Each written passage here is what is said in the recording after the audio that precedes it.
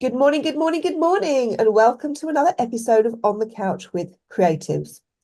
I say good morning because I'm here in the UK, but good afternoon or good evening if you're anywhere else in the world. I'm Melanie Perry, And I'm Julie Hyde-Mew. and this is On the Couch with Creatives.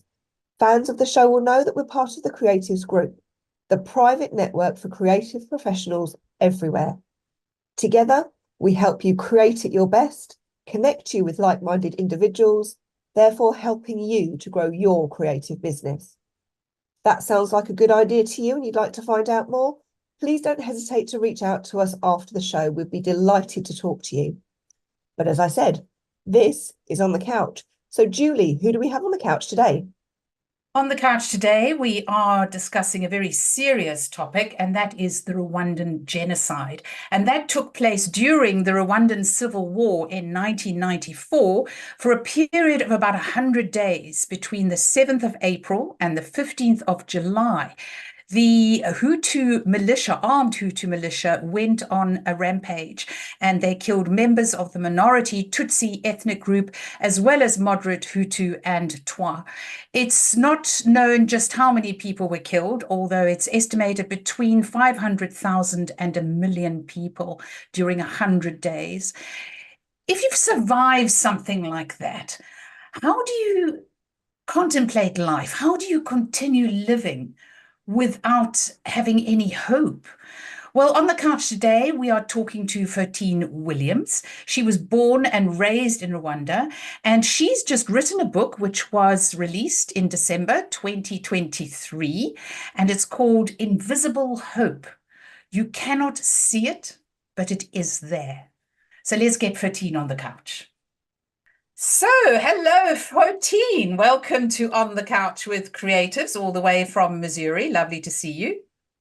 Good to see you guys. Thank you for having me, Julie and Melanie. I'm really, really happy to be here. You're more than welcome. Let's kick off with just your background. Tell us a little bit about your life story. We know you were born and raised in Rwanda. Can you give us a little bit more about that story?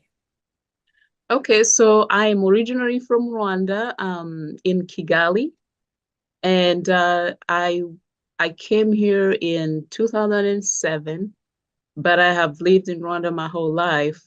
And my life story is at 7 years old, I went through a genocide, and my family and I had to move from Rwanda to different countries. And the first country we went in was Burundi, and we had to walk along with many other people. And we saw people that were being killed, horrible things that I didn't need to see at that age, but I did.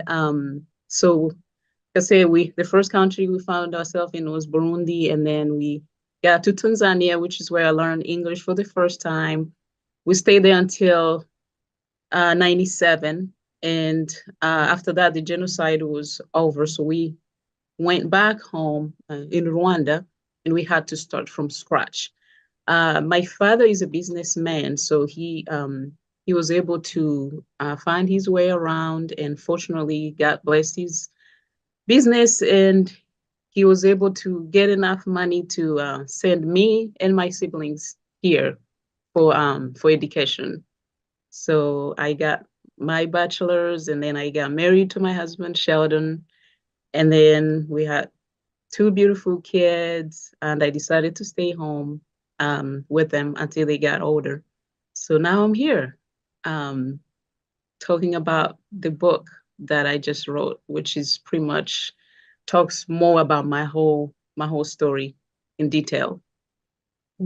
It's quite an amazing thing for people who aren't or have never been involved in a war, what it's like, the terror, the absolute terror of knowing that you have to leave your home, grab as much as you can carry, and just start running. That is the most frightening thing about it. And you being so young, can you remember that feeling of terror? I do. Yes, I do. It was very it was a lot going on. Like we didn't have time to process anything. We literally had the only time we had was to just run and leave everything behind, because we were at that point, all we were thinking about is our safety. And the best thing you could do is not even drive, just take the road and go. So that's what we did. And I'll be lying to you if I said we had time to think about anything. You at that point you're not really thinking. You're just literally just going. So that's it's so hard to explain, but it's every time I think about it, that's when I'm able to kind of go through the emotions of it, because at that point I couldn't. No. And I still do, because it was a lot. Yeah. Yeah. I can imagine you, because it's say living through that, you're so wrapped up in the just in the moment, really, I suppose, of just get me from one place, get me to another place, Yes. listen to daddy, listen to mummy, do what we need to do. So when you came out of that and you reached safety, it's a post-traumatic stress disorder, did it catch up with you, later, months later, years later? When did it really start to impact you? Okay. What happened? So the very first time I realized that I had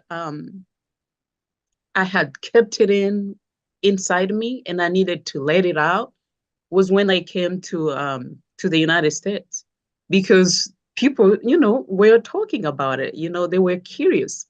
And I remember the first time I started talking about it, words couldn't come out of my mouth. Like, I was like, oh, wait a minute. I still have stuff that I need to, get off of my chest. I still have a lot of healings to do. I didn't even know I needed. So slowly it got better, but it was so hard and I wasn't even aware of it. And so I kept sharing and sharing, and it's gotten better. It never used to be like this. So, and that's how I knew also I needed to write the book to completely get it out of the way, kind of get in the open so that I can completely heal and completely accept it. So, yeah. Well, they say writing is very cathartic. In my lifetime, I obviously have never been involved in a war myself, but I have lost loved ones, and I found in the right in the aftermath of the death that the way I could cope with it was to write a letter to them. So it definitely does have a cathartic effect on you. How long did it take you to write your book? Or in fact, when did you start and how long did it take you?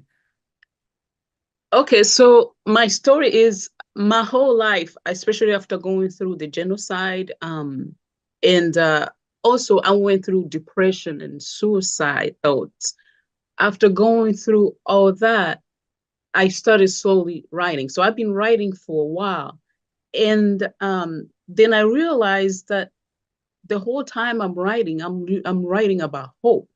So I started writing this book a long time ago, and I didn't even realize it. Um, so I don't know exactly when I started, but it was a long time ago because I always write. And I realized that all I was writing was hope. And I'm like, I need to share this. Because after going through genocide and struggling with depression and suicide, I knew that God had something for me. Like, there's no way he would have let me still be here if he didn't want me to do something better with my life, something great with my life. And I just didn't have peace. And so I wanted to share my story, like I said, to completely heal. But I, after having kids, I was like, I want my kids to know that I struggled, that I did struggle a lot, but I did not let my struggle define who I was as a person. I want them to know that. I want them to know that, I used my struggle to better myself and to help other people. So, you know, I don't want to find myself in a deadly situation and just thinking, oh my goodness, I did not do what I was supposed to do, and now I don't have a chance. I don't want to find myself in that situation. So, yeah, I don't know if that answers your question, but that's one of the biggest reason why I decided to share my story. So when did you decide to start writing the book? How long did it take you till publication? I started, I'm trying to think when I really started, because I started around, I'll say November of last year. And then like I say, I had written so many things. So, and I just put them together and I read them and I realized, oh my goodness, I just have few things to write and my story will be complete. And so I realized I had been writing for a long time. So in November, that's when I decided to put everything together and I added few more chapters and I made sure the story was flowing nicely and then I didn't forget anything. And I worked with the publisher, uh, but you know, of course, I had so many questions because it's my first book. So there was back and forth.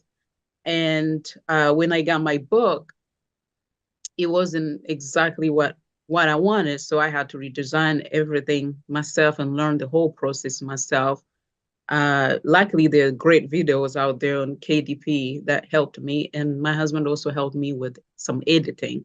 So yeah, and then I prayed about it, and God blessed it. Fabulous. But When that you was only like a month. No, it wasn't like a month. So like the whole November, I was literally actively writing. So like November, December, and then some of January.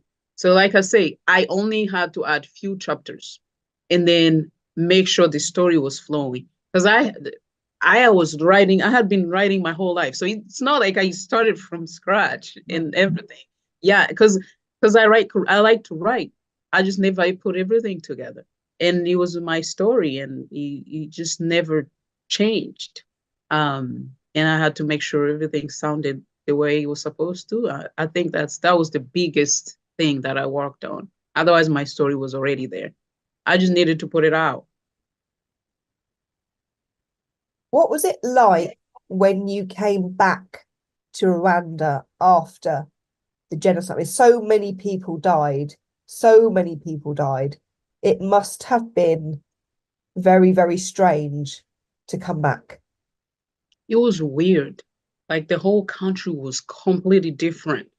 Um, we didn't have our home anymore. It was so dark and cold. Um, People had taken other people's houses. Like I remember some of our friends were living in some of our houses, and we were like, "Oh wow, okay." So it's like friendship had been completely destroyed, and it's like we were on our own. So it was yeah, it was sad. It was very sad when we came back. Yeah, Did you get but your then house back or had people already oh moved in? no, we did not get our house back. No, um, they people had taken it, and you were trying not to cause any troubles or anything, so you didn't go trying to take anything back. So yeah, we had to get something else. Wow. Hmm.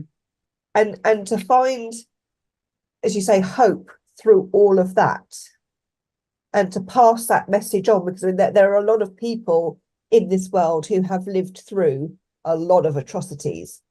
And I think the message of hope is really powerful because there may be people out there who are feeling, I have nothing left.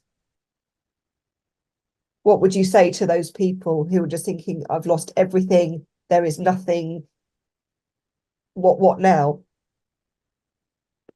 You know, yes, you may have lost everything, but look at you.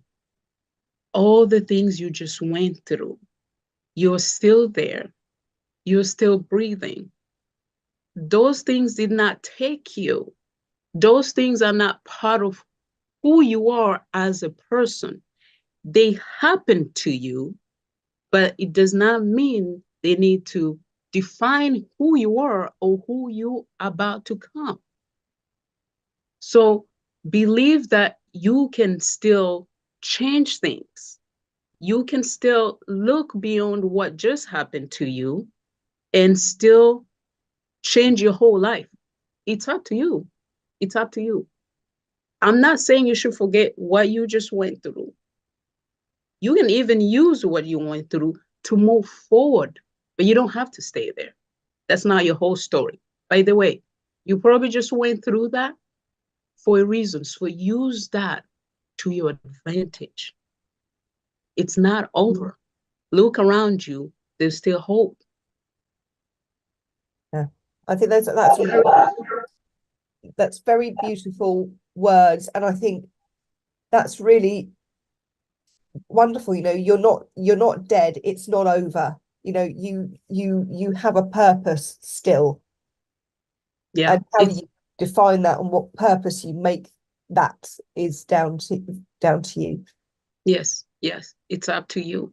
It's definitely up to you to find your purpose and own it and move forward. Your life does not have to end that way. I mean, look at me. I went through so much, especially after the genocide, that have affected me mentally. And I just sat down. I was like, God, you keep keeping me here. What do you want from me? And I was like, you know what? I don't have to be a victim.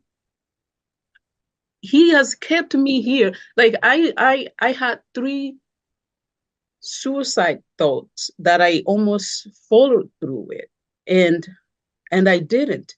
So I was asking God, I was like, you know what? There is a reason why I'm still here, because I did not want to be, but he kept me here. So I was like, I'm gonna do something with that, because that's what you want me to do. Otherwise, I wouldn't be here.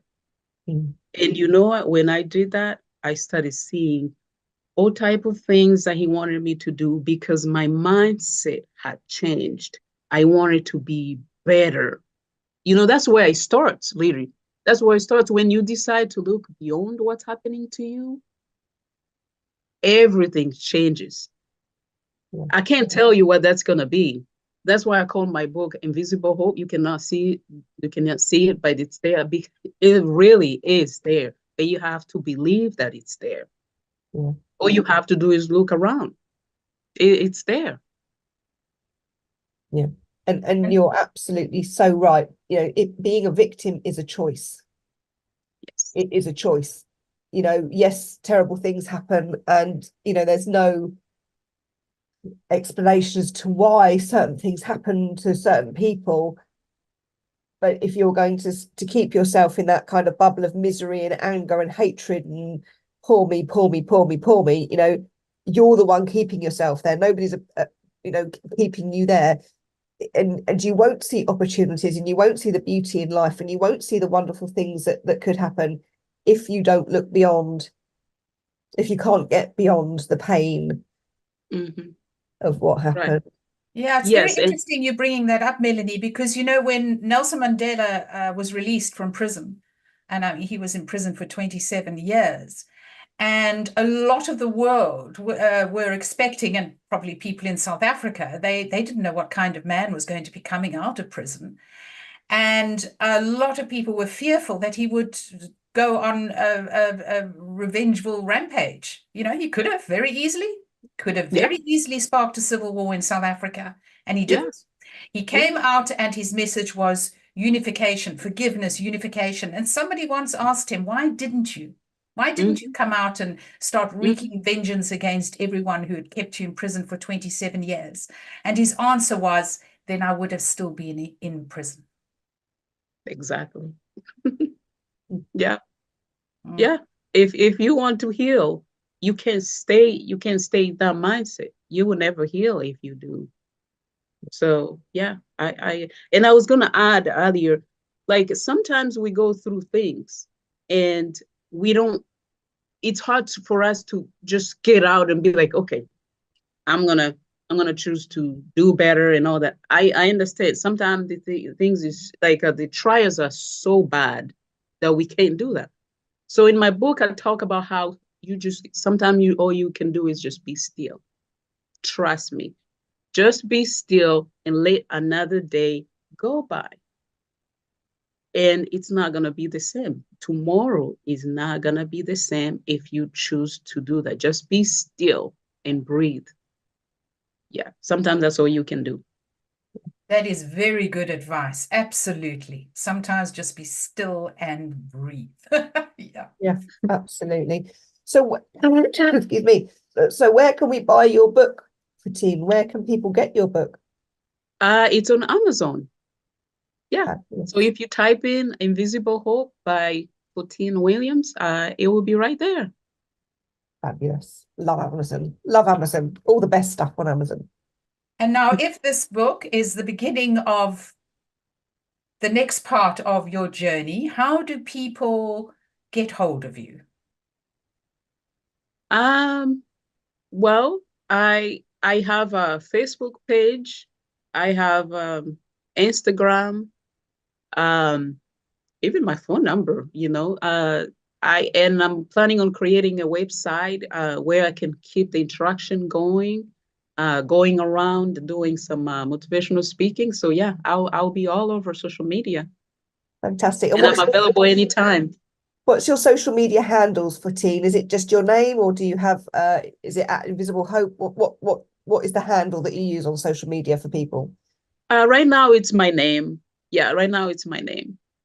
Fantastic. The details will be going across the screen.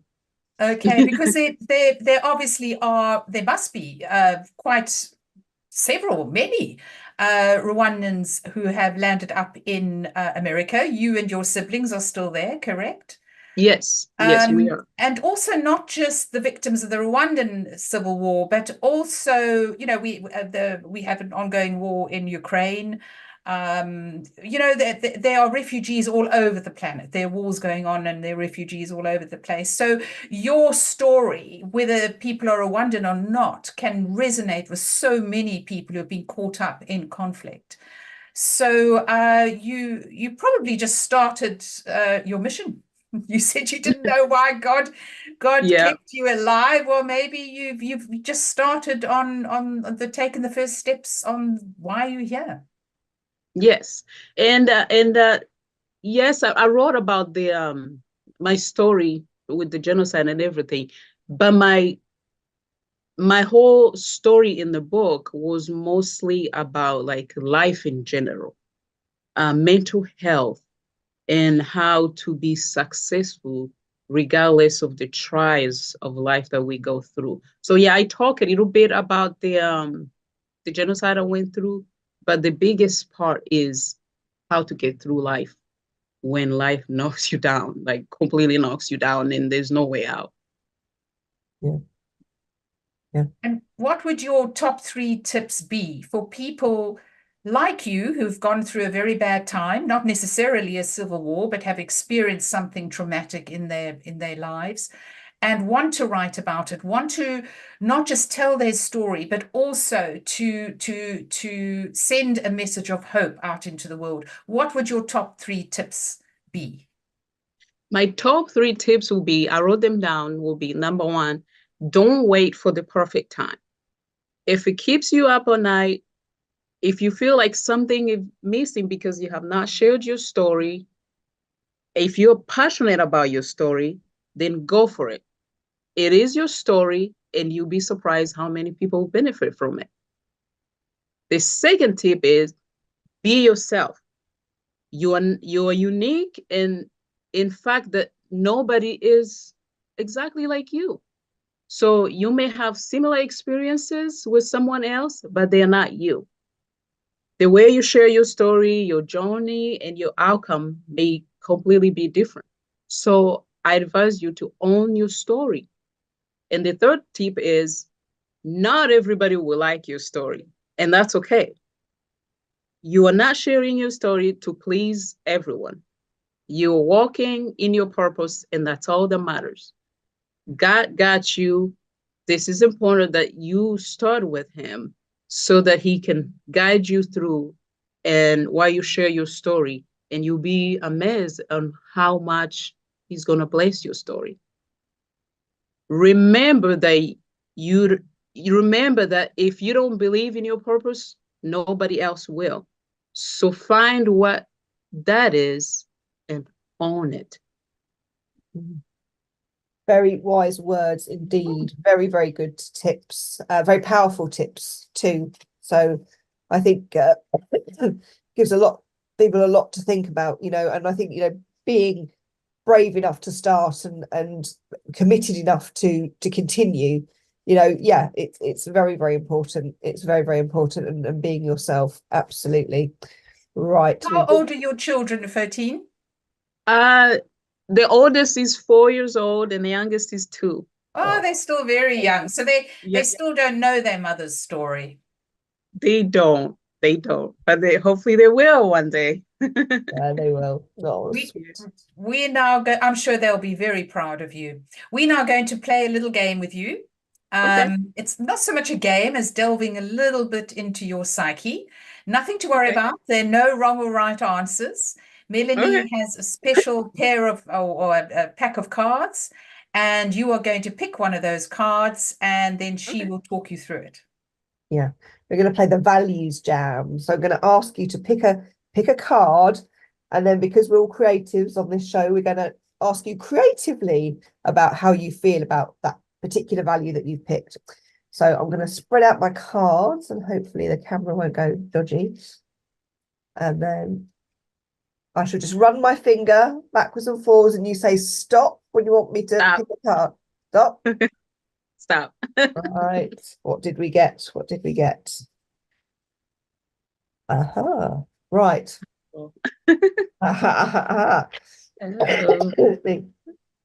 You picked ambition. Okay. Ambition. And so we're going to ask you creatively what ambition means to you. So, Fotine, what does ambition mean to you? Firstly, what does it look like to you? Ambition. Wow. I it actually just it reminds me of there's a song I really like that's called Oceans by Hillsong.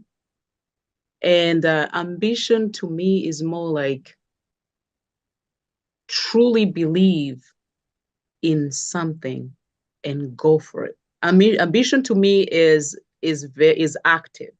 You trust it, but you also follow through and you do something about it. Yeah. So yeah. Good answer. What does it feel like?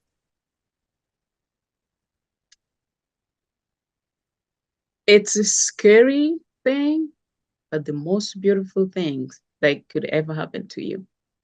Because because some people have ambition, but they're not aware of it. So when you have it and you're aware of it, it can be scary, but it's the most beautiful thing that frees you completely. I like that. If it had a sound, what do you think it would sound like? Hmm. Well, like that song you mentioned just now. Huh? Yes, it'll be like a song. Yeah. Have you heard of Oceans? I haven't heard that Hillsongs? one. We're going to look it up now. It's a beautiful song about faith and that goes basically you it talks about trust that goes above and beyond, so like trusting God that helps you go above and beyond. I like that. Yeah. Lovely. Very, very, very good answers, and very powerful answers too. I feel quite empowered having talked to you in this session. I feel like I've had a bit of therapy, to be quite honest with you. It's been fantastic. It has been fantastic. Fotine, it's Thank been you. wonderful talking to you, and thank you for coming on the couch and sharing a little bit about your story. And we wish you all the best with your book and obviously beyond your book. We wish you all the best for the future. I Yes. couldn't thank you guys enough. This was so I'm so honored that you guys gave me this opportunity. Thank you. Thank you so much that you guys do this. It really, really means a lot. God bless you for it. No, God bless you for sharing your story and sharing your mission with other people. So please, please, please do go follow Fotine on Facebook and Instagram and wherever else she'll maybe on social media. Do go to Amazon, check out her book, Invisible Hope. You won't be sorry that you read it. Buy it now. You will love it. And it will give you lots and lots of inspiration. So thank you so much, Fotine. Thank you to our lovely audience for tuning in today. But until next time, we'll see you. Thank you. Bye-bye.